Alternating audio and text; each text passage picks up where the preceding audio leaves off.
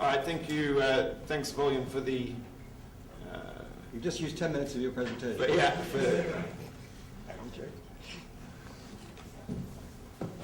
for the invitation. Yeah, this is going to be a little bit of a change of pace. It's that one there. There was originally going to be another talk about aging enhancement or lifespan enhancement, but then it was cancelled. So hopefully you'll enjoy a slight change of flavour here. So this is going to be about the ethics of using life enhancement technologies. So I've called it the ethics of growing old, but in particular it's about one particular argument in favour of growing old, which I call the argument from evolution. All right. So over the past 150 years or so, human lifespan in developed countries has more or less doubled, mainly because we've eliminated infectious diseases through sanitation, medical hygiene, antibiotics, and vaccination programs. So some people think that rate of improvement is going to stop because we'll reach certain hard biological limits. But at least for the time being, it looks like we're going to continue heading on that path through the use of everyday medical technology. So here's John Harris. A number of people like John Harris, Bernard Williams have raised a bunch of arguments about whether or not we should die of old age and when we should die of old age. And I think that's all very interesting, but what I'm interested in mostly for the purposes of this talk is the question of whether we should grow old before we die. So that's what I'll be talking about. And, you know, I think that, first of all, it's got to be said that you can't just assume that every animal ages before it dies, although it's common amongst mammals. This is the American lobster, which is just one example of an animal that has a similar lifespan to human beings.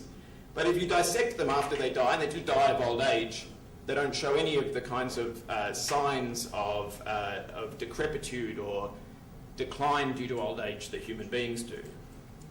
So there are some technologies emerging on the medical horizon that will affect how long we live, and there are other technologies that look like they'll have an effect on how quickly we age before we die. So I'm interested in that.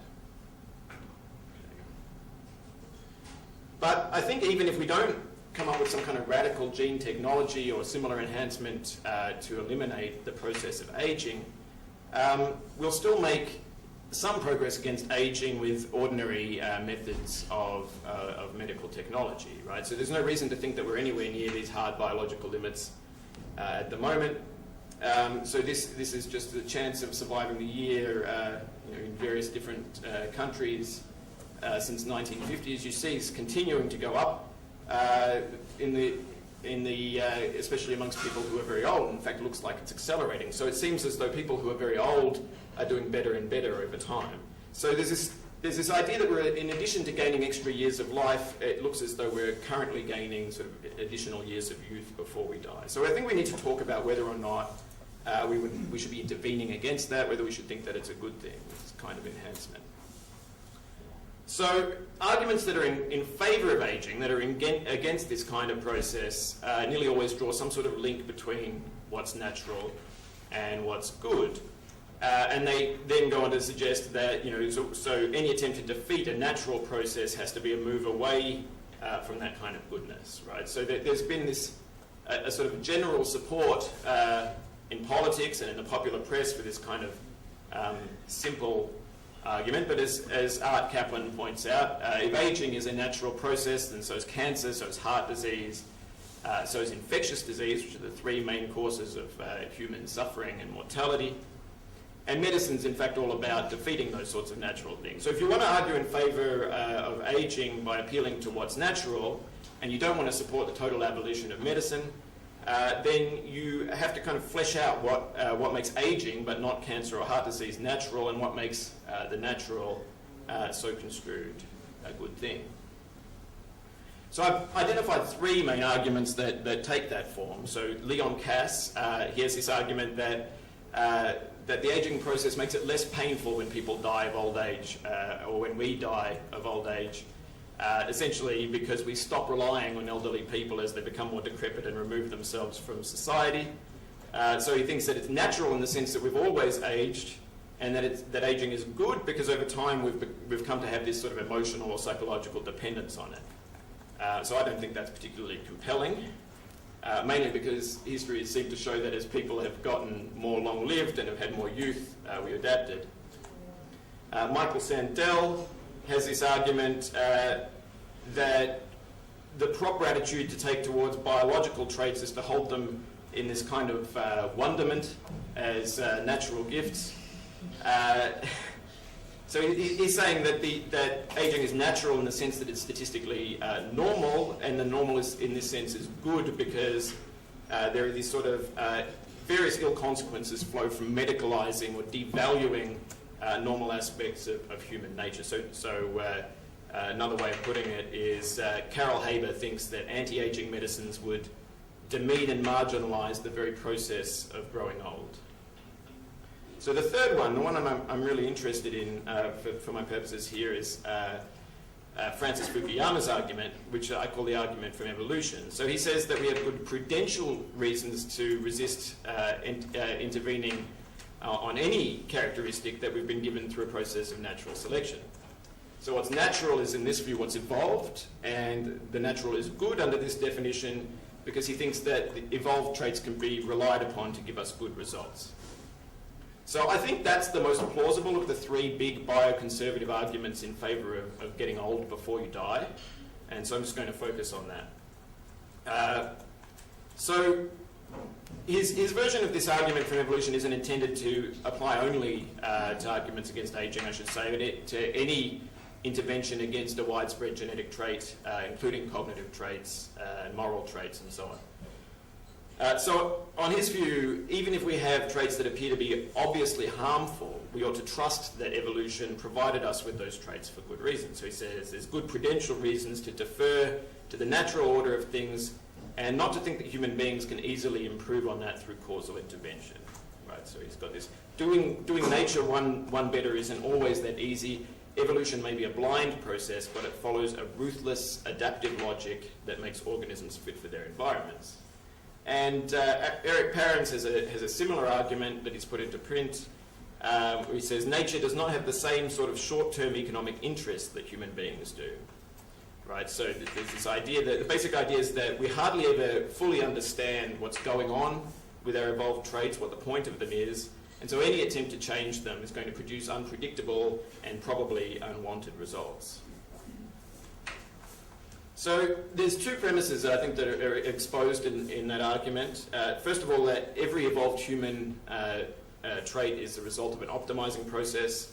And second, that the optimizing nature of a process gives us strong prudential reasons to trust in its results, even if we don't like the results very much. I think that both of those premises are flawed. So the first thing to do is to determine, I guess, whether or not aging really has evolved through a process that's generally an optimizing process. So aging is not just one single process. It's like, dozens of different biological processes. And I think also the understanding we have of all of these processes is still very basic. But we have started to understand the sort of nuts and bolts of what's going on as we age. So I'm just going to look at two representative processes that constitute a lot of what aging is. Right, so the first is harmful or deleterious genes. So as far as we know, there aren't any genes that function directly to age our bodies, but we do have a large array of genes that become harmful in various ways as we grow old. So the reason that a gene can be not harmful early in life and then harmful late in life is that genes are not expressed all the time in all tissues. They can switch on or off as we grow older. So one of the ways that aging happens is that we've got these genes that regulate and run our immune systems, and they can switch off as we grow older. So that's called immunosenescence. And I think as we age beyond the age of 80, our risk of dying increases mainly due to an increased risk of getting bacterial or viral infections.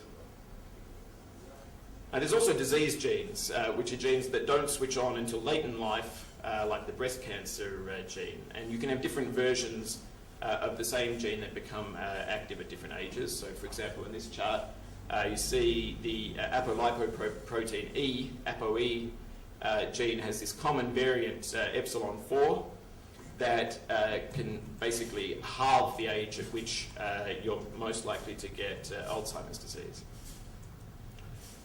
So as well as genes that allow the emergence of acute diseases like infections, cancers, Alzheimer's disease, we've got genes that activate late in life or that deactivate late in life to produce chronic low-level effects that are not categorized as diseases, that we just think of as the natural aging process. So, for example, our bodies have the ability to express pro-inflammatory cytokines, which is part of this inflammatory response that your immune system uses to attack pathogens.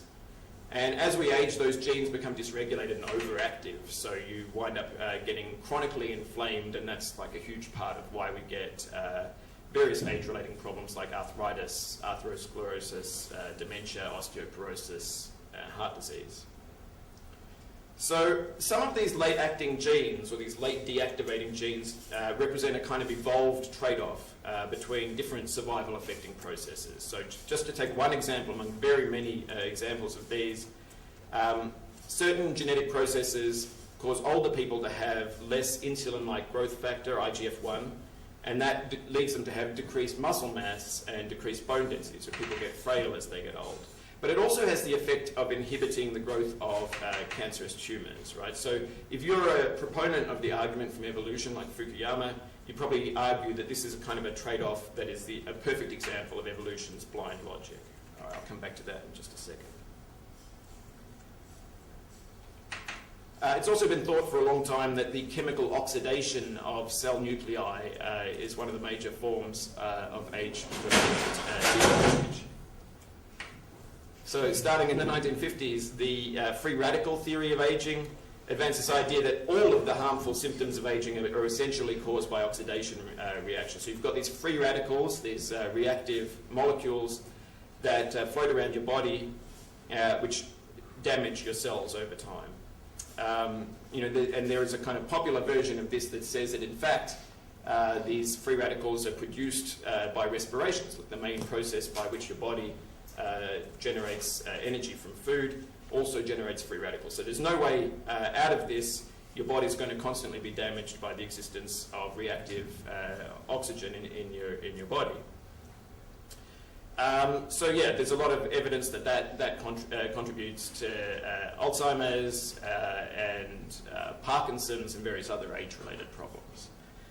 But again, this is another process that seems to protect against cancer formation in one way. So you've got these aged, oxidized cells in your body that stop fast-regulating tissues from spreading and invading other tissues. So it forms like this barrier against cancer. So here is another way that one of these processes of aging is also protective. So you might wonder how these processes evolved. It should be clear, I guess, thinking about those two, that they couldn't have evolved in the same way. So, our protozoan ancestors didn't have an ApoE gene or a breast cancer gene. They had to have been introduced a lot later than that, whereas on the other hand, free radicals have been around since the beginning of evolution.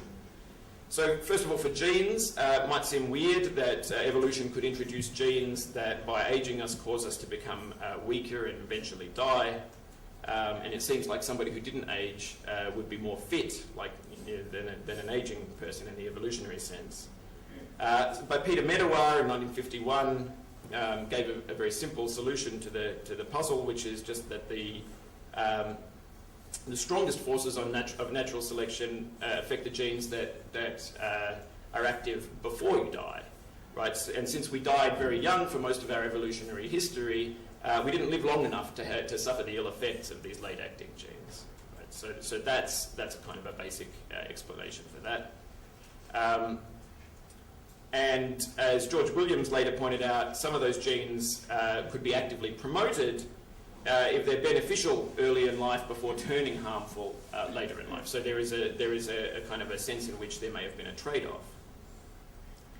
Okay, I'm going to skip forward. It should be clear, I think, that a gene can be harmful in our sort of a human sense, despite improving evolutionary fitness. So the individual's chance of contributing genes to the next generation are basically independent of our concepts of harm and health, which we define in terms of sort of human norms and human goals. But that explanation isn't quite sufficient to explain why we experience aging due to oxidative stress. So it's not as though, again, it's not as though all animals suffer oxidation the same way as we do.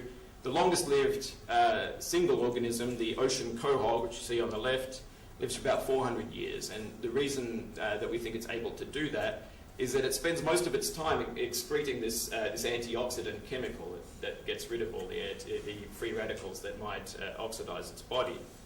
You can compare that to the sockeye salmon on the right, which lives for about 2 to 5 years. And the difference between them is that there has been a trade-off between reproduction, normal activity, meaning swimming around, and maintenance, meaning exerting things like antioxidant chemicals and repairing cells.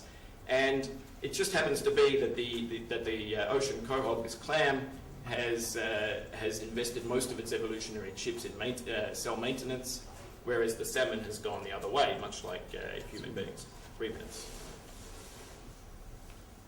Okay, so the reason that we age then is that we've partly because we've failed to evolve sufficient defences against the environment, and it's partly because our evolution has preferred to produce a metabolic rate that's high enough to allow an active lifestyle. It allows us to also be oxidised.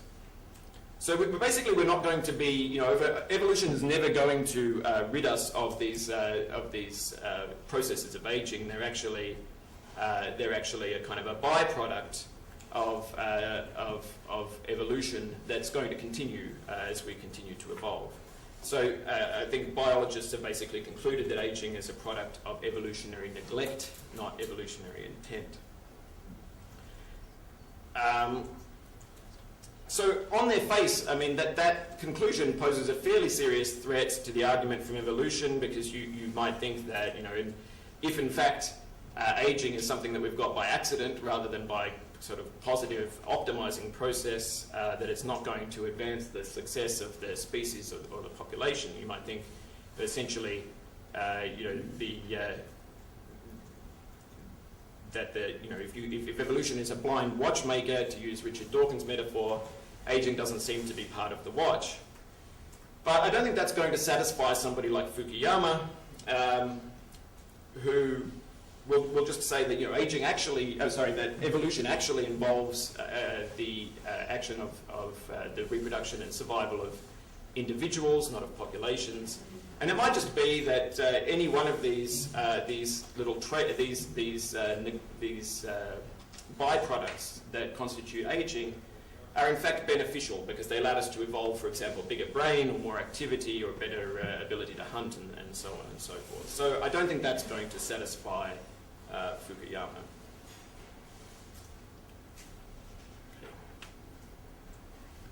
So one argument that a number of authors have made concerns the concept of fitness. So they've said that we can't just equate the goals of evolution with our prudential goals, since individual fitness in an evolutionary sense often fails to correspond to the qualities that we value as human beings. This is one of Alan Buchanan's points. So you might imagine like a gene that makes somebody 5% less fertile but twice as happy, and that gene confers no harm to a modern person who plans to have only 2 children, or who can only support 2 children in their home and in their income. But for the vast majority of human history and evolutionary history, the gene would have been selected against, right? So most modern humans who don't wish to go anywhere near their reproductive potential would prefer to have this gene and be happier. So it seems like evolution drives us towards outcomes that we might sincerely and unanimously wish to avoid, and aging might just be in that category. Yeah, I'm going to go a little over if that's all right. No, it's not all right. It's not all right. Nobody else has. But I think that's a weak counter-argument against the argument from evolution as well. I think that people like Fukuyama and Parens have this idea that evolution has a wisdom that far outstrips our own. So it might just be that human beings are so kind of mentally weak and short-sighted that they just can't see that their happiness is not important in the ultimate scheme of things. I'm sure Fukuyama would endorse something like this. If we really understood the wisdom of evolution, the wisdom of nature, that we would be on board with it, even though it's making us unhappy. And in response to that, Powell and Buchanan have this argument against this sort of argument. They point out that there are a lot of examples of poor biological design. So, for example, the routing of the male urethra through the prostate gland, which has kind of an evolutionary explanation, but not actually performing any kind of positive role. This is just one of the ways that evolution produces traits for people. So, you still might. So in these sorts of cases, a proponent of the argument from evolution might just suggest that our limited understanding of biology and of urethras and so on is basically just still obscuring our understanding of what appears to be a flaw, but is in fact not a flaw. So if you make sort of various huge leaps in favour of somebody like Fukuyama, and you sort of suppress what appears to be like fairly difficult to believe claim that nature is really so wise that we just really can't see it, you're still stuck with the argument from evolution. He's still able to defend it. But I do think that the argument still fails, even given all of that. Even if we allow that these sorts of arguments, these counter-arguments are plausible, it still does fail. I'm out of time. Can I cut just slightly into my question time? Well, I think people have been very patient today. Yeah. I'm in the hands of the meeting, but everybody else has kept to time. It's been a long session. People like to ask questions. So I think, in fairness, you can cut to your conclusion. I will cut to my conclusion. All right. So I do think that there are two arguments, essentially, that do hold up against the argument from evolution. One is one that's advanced by Nick Bostrom. He essentially just says that our environment is now changing much more rapidly than it has at any other time in human history. It's sort of a disruptive change. So anything that we may have adapted for so far cannot be considered to still be adaptive, given how quickly our environment is changing. That's one.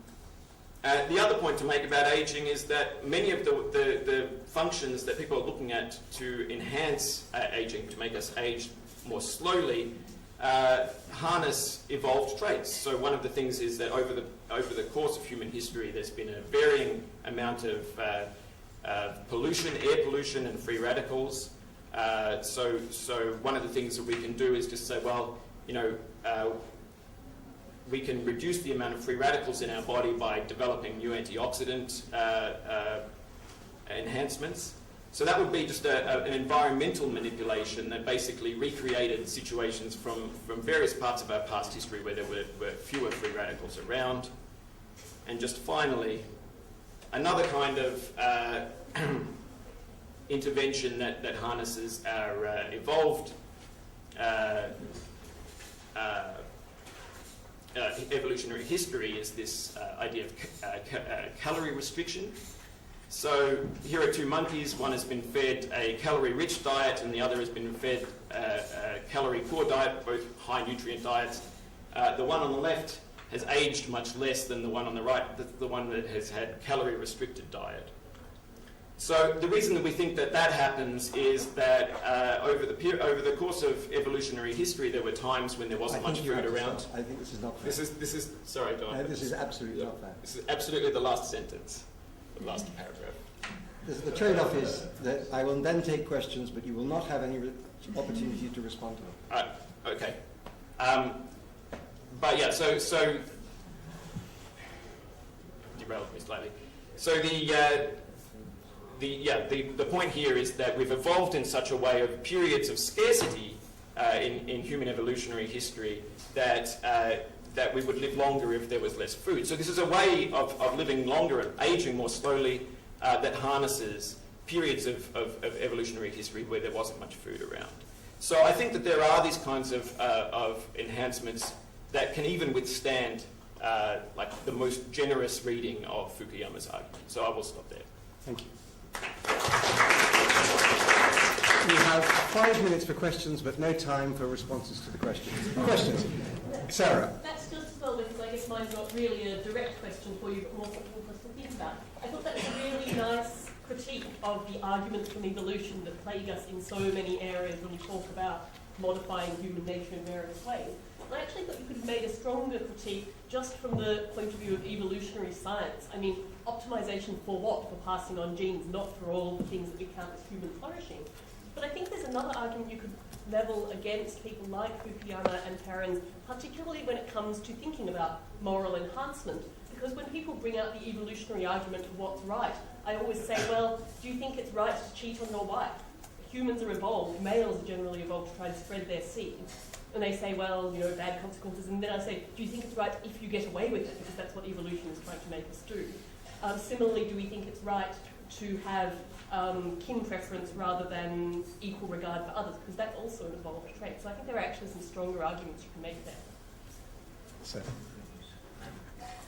Well, I have many questions, but the last example that you give Bennett time to finish and reduce time for answers was a kind example of God machine of not. But that is the role of a chairman, is to be God machine. It's not necessarily a desirable role for societies. Okay, I have at least 10 questions, but I'm going to try to be short to sum it up in at least 2.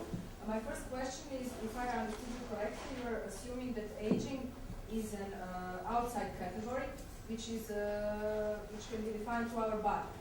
But what if aging is an inside category, which is connected towards our experience and our life and the idea, thoughts and everything, the idea that at some point our body is just a reflection of our mind. We do not want to live anymore. We are old enough in our brain. So in that sense, if you connect your mind with your body, I don't see why is it necessary to stop aging. In which way does it affect the aging of your mind? That is one question. The second is very obvious one, but I just wanted to ask anyway. At what point we should stop aging? At what point we should stop getting old? Which is that direction? Right, thank you. Other points? You have silenced people, obviously, by the completeness of your account. It's been a long morning. Thank you all very much. I think it's been an absolute tribute to the community. That the